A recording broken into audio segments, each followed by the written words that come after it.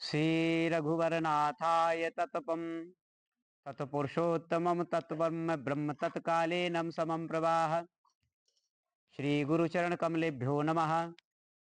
सर्वमंगल मांगल्ये शिवे सर्वार्थ साधिके शरण्ये त्र्यंबके गौरी नारायणी नमोस्तुते। या देवी सर्वभूतेषु क्षमारूपेण संस्थिता नमस्तस्यै नमस्तस्यै नमस्तस्यै नमो नमः। श्रीकर्ताल कर्पूरम कर्ताल ब्रह्म विनयाधिकम कर्तार कृपात्रपादिकानैभ्याय श्री प्रपातनानं प्रपद्यते। अहिवारणानाम अहिवृण्यो अहिब्रह्मानासम अहिकश्यपो सत्यातनानं सनेत्रवानं सनातनाधं सनातनम सिद्धं भजं नमामिहम्।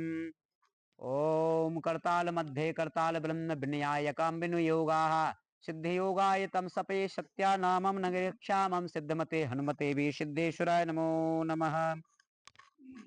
सच्चे दरबार की जय। जगत गुरुदेव भगवान की, सन्यासी ब्रह्म स्वामी जी महाराज की।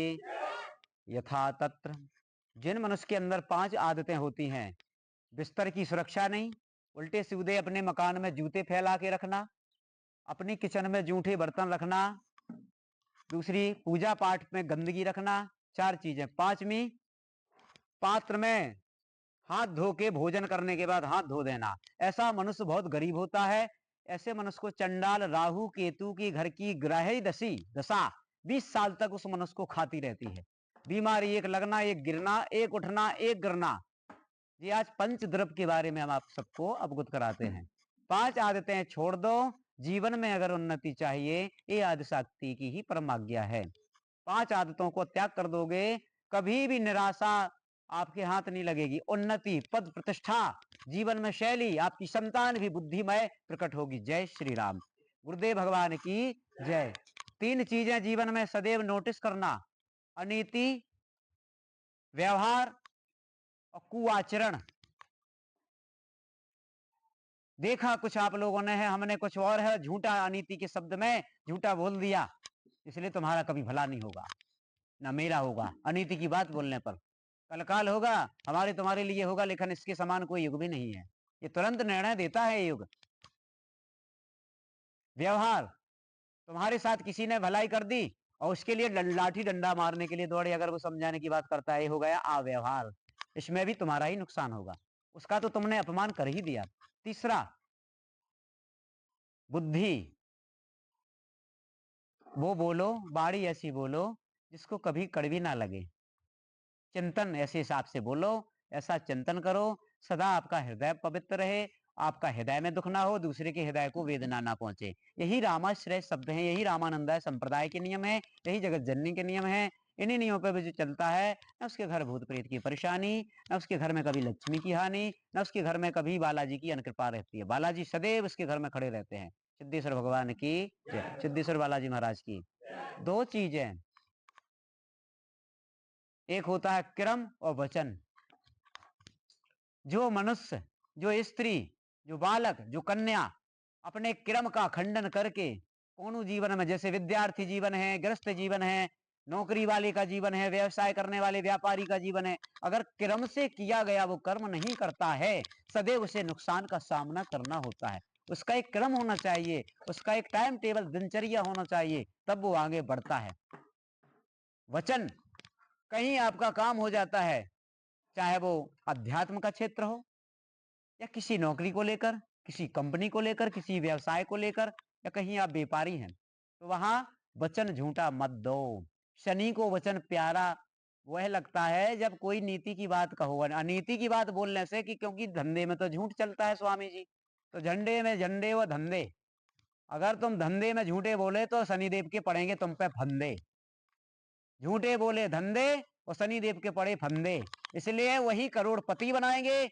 और 1 सेकंड पे उल्टी नजर प्रभु ने कर दी सो रबड़पति रोड पे आ जाओगे। जय सिया राम। जय गुरुदेव सन्यासी ब्रह्म भगवान की। दरबार प्रारंभ होने से पहले सभी को बताए देते हैं, जो सिद्धेश्वर धाम पे नए आए हैं या जो अभी आना है, जिन्हें हम चरणों की कृपा प्राप्त करना है, उन सबके लिए एक ही नियम है: लहसुन, प्याज, मांस, मछली ना खावे।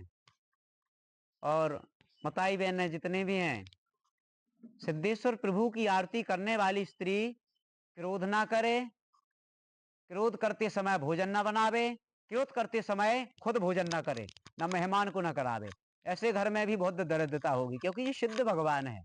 तुम्हारे पूरे रोम रोम की, तुम्हारी टुड़ी को, हमारी टुड़ी को सब पता है उनको।